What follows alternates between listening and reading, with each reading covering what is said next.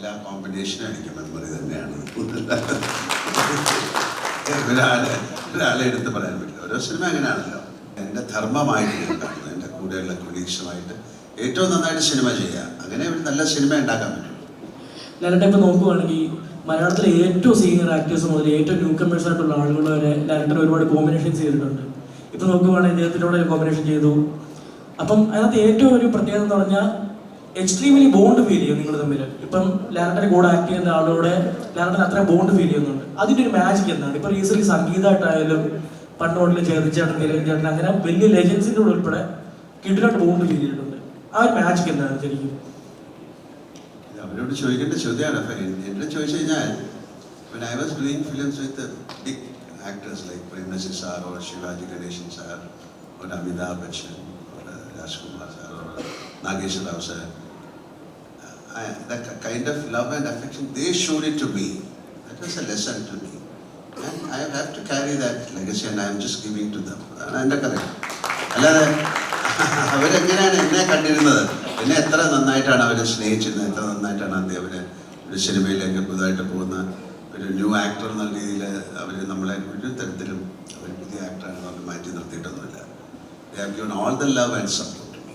So it is my right and it is my എന്താ പറയണ്ടേ എൻ്റെ ധർമ്മമായിട്ട് ഞാൻ കാണുന്നത് എൻ്റെ കൂടെയുള്ള കൊളീഗ്സുമായിട്ട് ഏറ്റവും നന്നായിട്ട് സിനിമ ചെയ്യുക. അങ്ങനെ ഒരു നല്ല സിനിമ ഉണ്ടാക്കാൻ പറ്റും. അതെങ്ങനെയായിരുന്നു എന്നുള്ളത് എൻ്റെ കൂടെ വർക്ക് ചെയ്യുന്നവർക്ക് ചോദിച്ചാലേ അറിയുള്ളൂ. എനിക്ക് എൻ്റെ ധർമ്മത്തിനെ കുറിച്ചാണ് പറയുന്നത്. I consider it as my right to work very honestly with my colleagues. അതാണ് എൻ്റെ ആൻസർ. ലാലേട്ടനകത്ത് ഏറ്റവും ഹാർട്ട്ഫുൾ ആയിട്ട് ഫീൽ ചെയ്ത ഏതൊരു കോമ്പിനേഷൻ ആയിരിക്കും? ഏറ്റവും എക്സ്ട്രീമിലി നല്ലൊരു മെമ്മറി ആയിട്ട് കിടക്കുന്നത് ഏതായിരിക്കും? എല്ലാ കോമ്പിനേഷനും എനിക്ക് മെമ്മറി തന്നെയാണ്.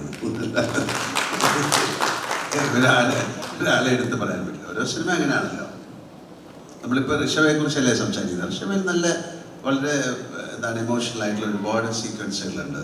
നമുക്ക് മെമ്മറിയിൽ ഇപ്പോൾ ഓടിയെത്തുന്നത് ഋഷഭയിലെ സീനുകളാണ്.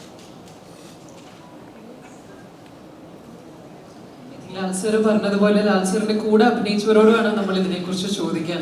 So I think summer you must have had the most combination scenes with Lalsar in the film, right?